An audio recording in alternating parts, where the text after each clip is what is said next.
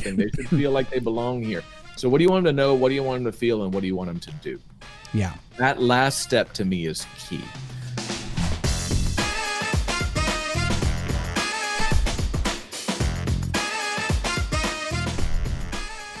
Hi, I'm Russ, and this is the Memory Makers Podcast, the podcast that helps you create amazing customer experiences and make more memories. So, solo episode without Danny, but I have replaced him temporarily with a fabulous guest. If you have had the pleasure of meeting him before, you know that he is a 5-star author with an amazing book called Silence Kills, talking about critical communication. He has a beautiful history with public speaking for over 20 years and hundreds of thousands of audiences or attendees, as well as focusing on how to better impact the family entertainment industry through culture, leadership, and communication. It is none other than our good friend, Mr. Scott Harvey. How are you, good sir? Outstanding. How are you? I'm better than I deserve, baby. We were talking before the show. I know we are on first grandbaby countdown clock. It is literally any day now. How are you holding up? It's ridiculous, Russ. First off, I'm not that old, right? Like I never thought I'd be waiting on a grandbaby, at 50 years old, because clearly I'm not old enough for this. But pop with swagger. Man, I'm telling you. But we're excited. Like she's literally due Monday. Yeah. And so both of our daughters were born a month early. So this waiting the 40 weeks thing, that's for the birds. Like let's go. I'm so glad that that's the phrase you use, because that was literally getting ready to come out of my mouth. That is for the birds for sure. Yeah. So, Yep. Send love and strength y'all's way. Super excited for you. Thank you. And man, I've had the pleasure of meeting your family, and holy cow, I'm just that's gonna be. You guys are gonna spoil the heck out of her. That's gonna be so. We're great. blessed, man. We're blessed. I'm looking forward to it. I love it.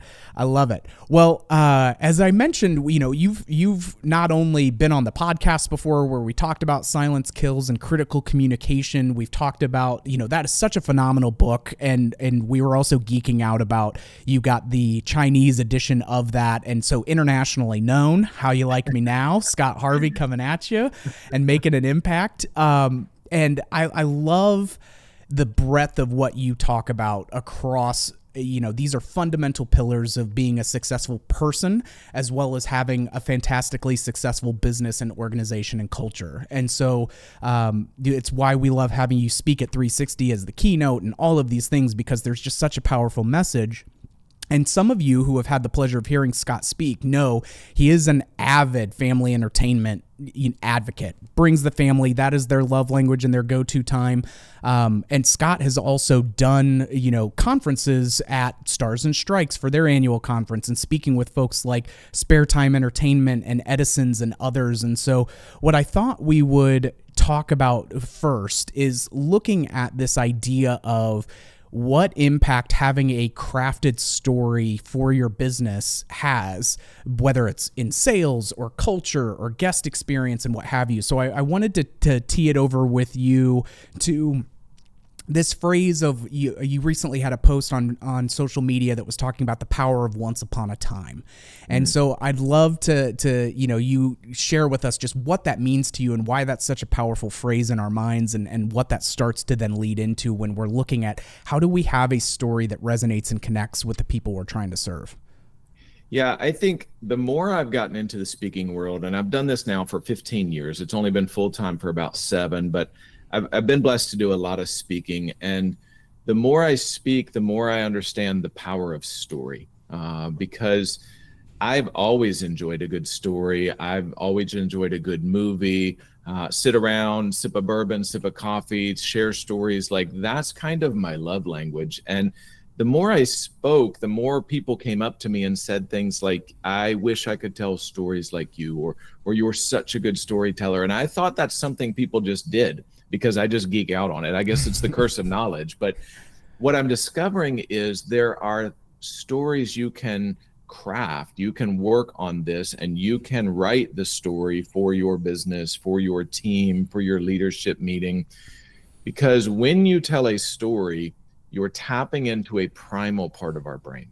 In that post that you referenced, the once upon a time, it changes your heart rate when you hear that. And somebody says, let me tell you a story. Like you sit back and relax, because not Nothing's going to be expected of me except to listen for the next few minutes. I don't have to have a rebuttal. I don't have to defend anything. I'm just going to listen to this story. And it's so primal in us, Russ, because the stories were how we passed on culture before there was written word. We forget there was a time where nobody could read, nobody could write. We sat around campfires and talked about where the successful day's hunt was, which person did what in the hunt, what did they do that was successful. Everybody's part in the tribe, in the family unit, in the culture, if you will, was established through story around the campfire, because there was literally nothing else to do. And everybody felt safe and valued. And so that's still in us. When we hear a story that we connect with, it allows us to store that information longer because it's reached into a primal part of our brain. And it allows us to kind of see ourselves in that story. I think that's why Donald Miller has become so popular in the marketing world, because he's applying story to marketing. And he says, you can't be the hero of somebody else's story, but you can be the guide. Yes. And that's what I try to do in my speaking and my consulting, is I just try to come alongside people and be the guide that teaches them to step into their story and use that story to better serve their team. Because if a team is better served, then customers are better served. And if our customers are better served, then they come back and they bring their friends. And that all comes with being better at story. Yeah. Well, and to me, it hits, if people don't have a reason to care, or they can't relate to you either as an individual or as a business, they need to see, especially on the family entertainment side, if they're coming there, whether it's a Starbucks or whether it's in any of these things, like, people are wanting to go and use brands and businesses that they feel are an extension of themselves. And storytelling is such a great way to drive in, hey, we are a team of human beings, and this is our mission, and this is why we care. And it doesn't have to be a mission and a vision statement. Like, it doesn't have to be the cliche kind of approach, but you can highlight, this is what we're all about. Like, these people coming in here, having a safe place to escape and celebrate, and showing the different ways that can be done, gives them that extension or the personification of your business and what your culture is and why you care and why it matters. I feel like it's such an easy concept, but difficult to consistently execute unless you're very, very intentional about it. Yeah, and that's what I love. One of the things I love about what Creative Works does is the overall theming that you guys do. Like, you take story into the physical world, and that is a welcome break from our crazy, hectic life. When we come into an FEC that's well themed, that story is permeating everything we do, like, I'm going to stay there longer because it feels all connected. If it's disjointed and I can't figure out what the story is trying to tell me, like, I'm not going to be as comfortable there. So I think that even the theming of the physical space is important in the family entertainment center world. And as a consumer of FECs, like, I'm going to come, if I don't have a great experience, I'm not going to be the guy standing at the counter complaining. I'm just not coming back. And that's the problem with some of the FECs today, is we spend so much of our time focusing on the person who is standing at the counter actively complaining. And by doing that, we neglect the people who we could invite into a better story, who we could serve, who are just looking for a place for their family. And when we focus on those people, they're not only going to not quietly quit, they're going to come back and bring their friends. The person at the counter who's super unhappy, you're probably not going to make them happy. I mean, you shouldn't ignore them, but they're also not your person. They're not going to play a part in our story. And so if they decide to not come back, that's a win, because you're just not going to make them happy.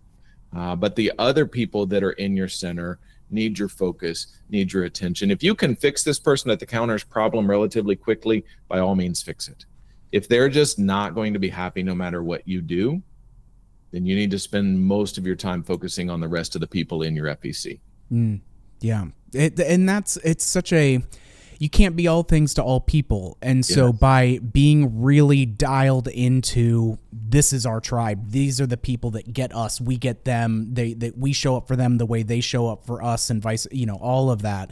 When you're speaking with a group like Stars and Strikes, so earlier this year you were at their leadership or management conference, and I remember getting texts from you while you were there just gushing of one about how they were just going over the top with it. And shout out to Chris and Jack and that entire team, because again, when you talk about people that get it, right, or see the matrix the way that you do, they really get that and want to do that. So when you're speaking to a group like that, what are some of the ways that you talk with them of this is what you'll see by being more in tune with what your story is, and how you can be a more empowered employee, have more satisfaction? Like what are some of the intangibles that you see coming from the family entertainment sector as they get dialed into having a story that they understand and evangelize for?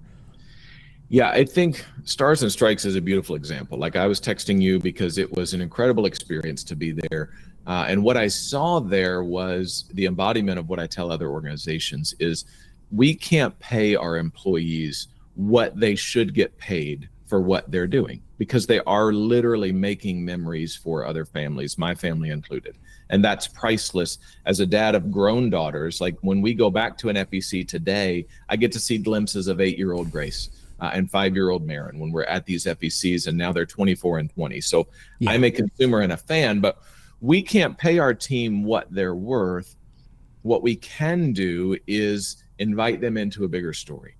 Remind them this person in here with their family is not a widget. This is a person who is literally paying us to make memories that their kids will keep for the rest of their life. I mean, these are things that when I'm gone, my kids will remember me on a ropes course at a main event or something like that, or the time that I threw a gutter ball when we were bowling and slipped and fell. Like, these are memories that they will store for the rest of their lives. And I'm super thankful for that. And when we realize as leaders that that's really what we're selling memories, and a story is a crucial part of our memory.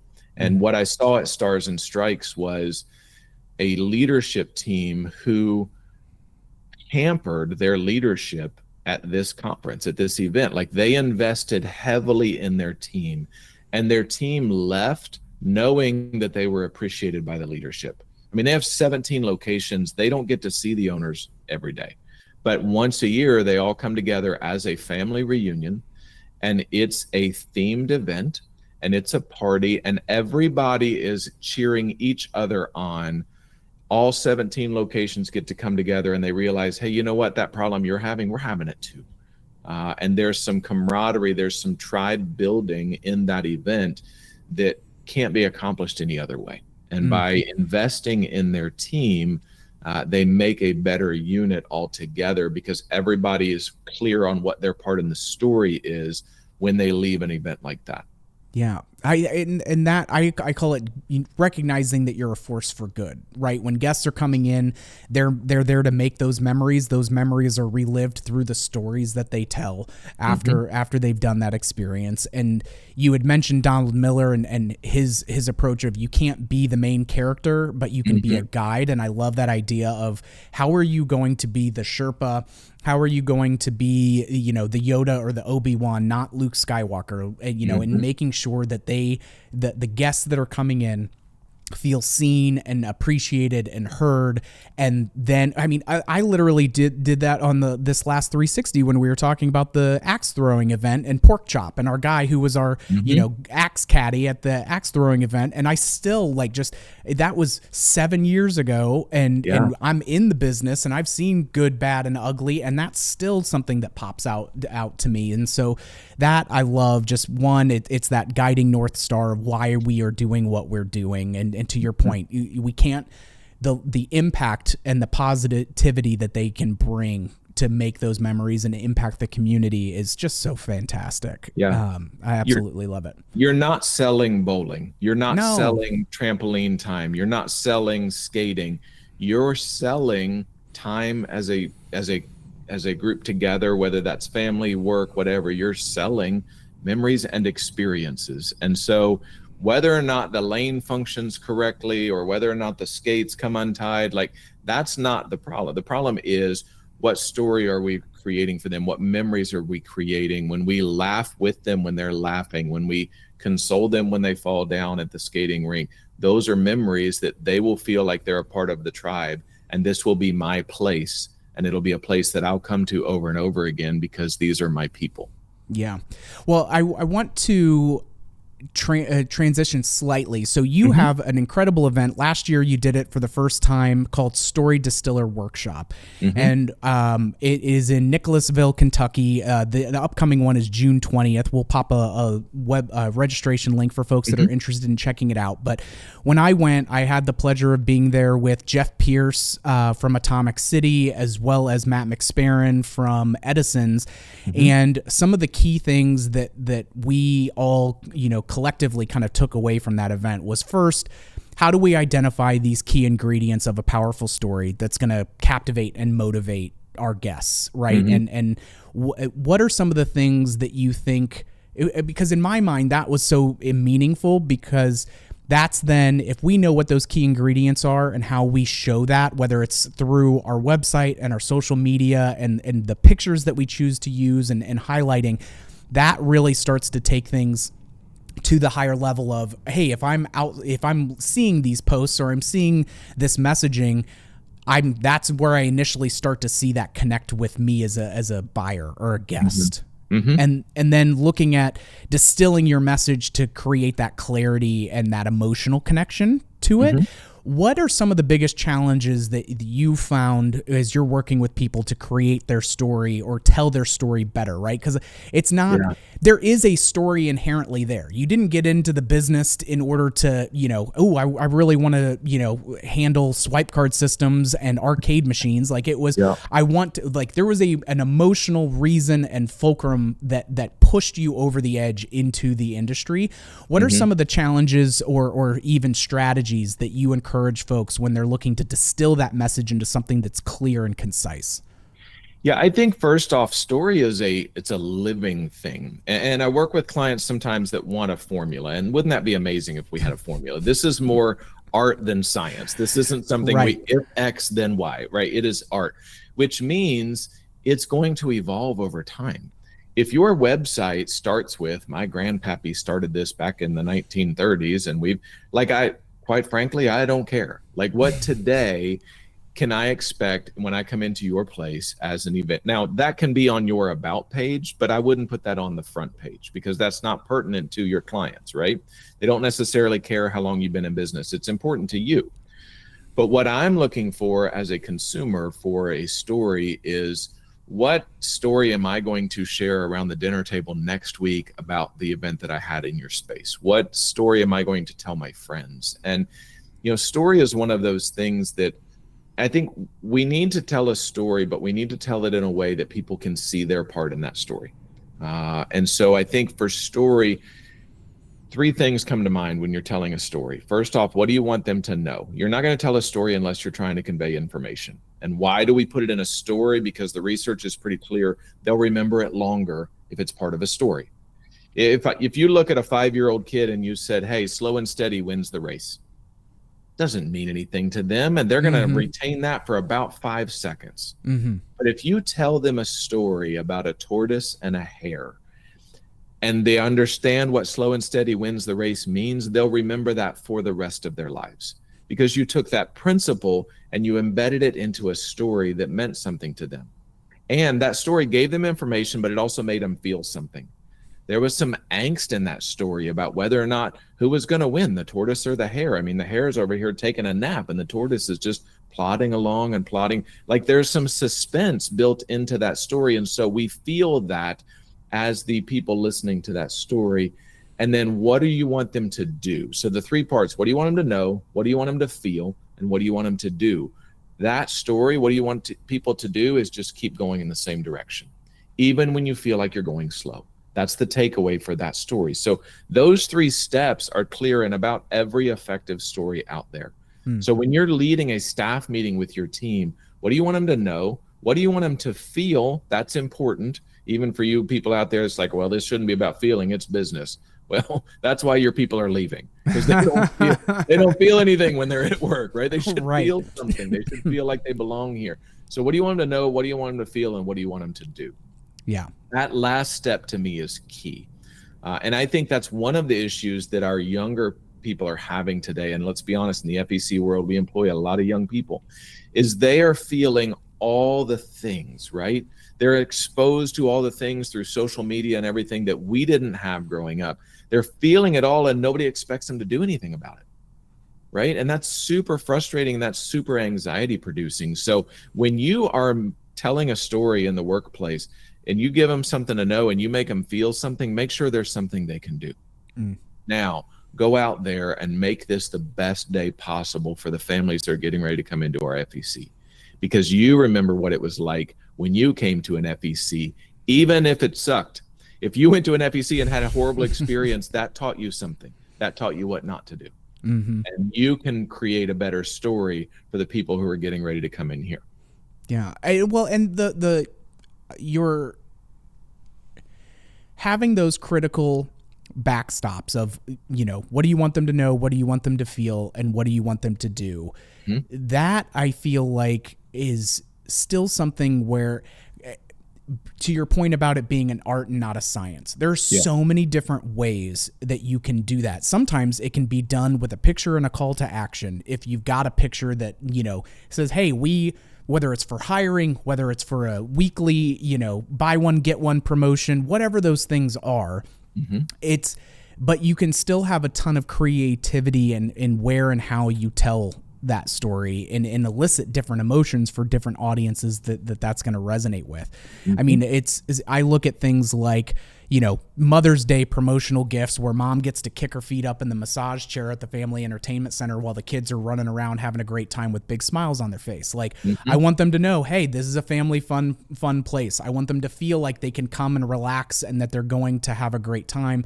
And then the do is like, come on in for that, you know, promotional aspect. Like it can drill down that quickly.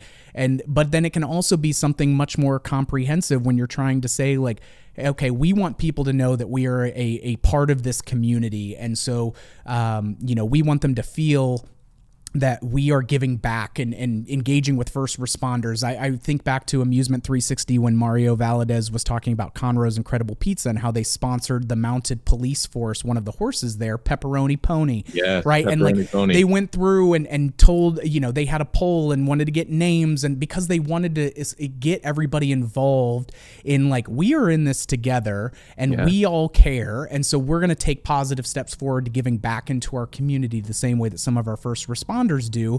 And if that's something that you identify with and resonate with, then like, you know, just keep us top of mind kind of a thing and be able to come to the, you know, Breakfast with a Princess piece where you're going to see Pepperoni Pony tricked out like a unicorn and like have some fun and whimsy with it too. Right. I mean, especially in our industry, there are just so many great opportunities because we are inherently creating stories for others to tell that we can take that and run with it in ways that like, you know, what is it? Tom's the Shoes, like where, hey, their story was we're giving back and we're giving a pair of shoes for every pair that gets donated and bought and whatever. Great. They stopped showing pairs of shoes like it was a catalog, a Sears catalog from 1950s, and they were showing the meaningful impact that was having in communities around the world. And so I think that there's, you know, it's just such a critical part of like what the soul is of our business and what we're trying to do with that. So, and sometimes we overlook, we have built-in stories in the FEC world. Like if you're running the laser tag vesting room, like you're telling the same story 50 times a day, which is hard to do. But me as a consumer, I don't know that's the 30th time you've said it, unless you say it like it's your 30th time. If you drag through it and you're monotone and that kind of stuff, like that's going to affect my family's experience. I wasn't in there for the first 29 times. When I taught DARE classes, when I was at the police department, I would sometimes teach 4 and 5 lessons a day. Same lesson, different group of kids. They rotated through me. I always felt bad for the first class of the day because their lesson wasn't as good as the 5th class, because I learned things throughout the day. This joke doesn't land like it did last year. I won't use that again. You know, this is the reaction I'm getting from these people. This killed. I'm going to say that again, and I'm going to make it bigger.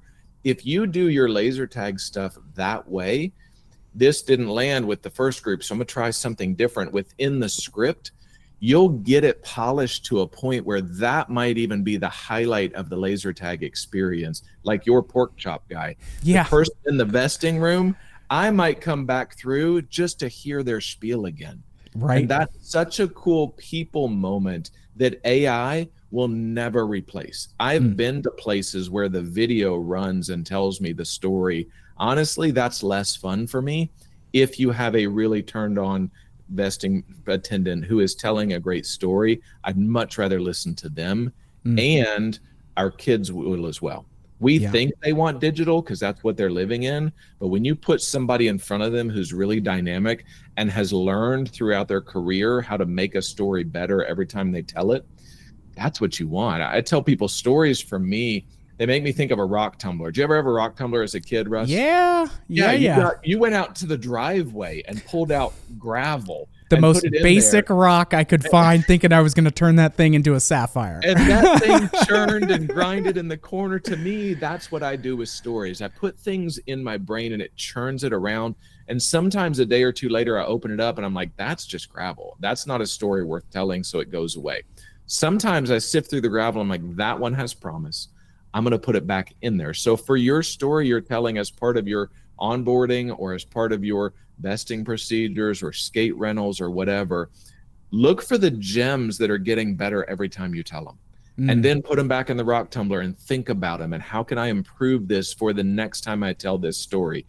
And that might make you the best vesting room attendant ever, but it might land you a management position someday. It might land you a franchise someday because you have learned how to read the room, which is a skill that the younger generation struggles with. So if you learn how to read the room and get that story polished to perfection and be willing to change it as things change. If you have a group of 5-year-olds in there, your stories should be different than the 35-year-olds that are there for their bachelor party. 100%. It just should be different. Yeah. And you should be able to read that room. And if you can, Russ, the sky is the limit for your success. And I've gone to family entertainment centers before and wanted to hire employees for my company that have been working there. I'm like, hey, if you ever get tired of here, and they're like, I love it here. Yeah. Cool. But like, I could use you in what I do. I love it. Well, I just want to plug it one more time because I personally gained so much out of going to it myself. The Story Distiller Workshop, June 20th. Well, like I mentioned, we have the link in the description. And if you're listening to this after this year's event has taken place, and that link will still refresh and you can catch the next one.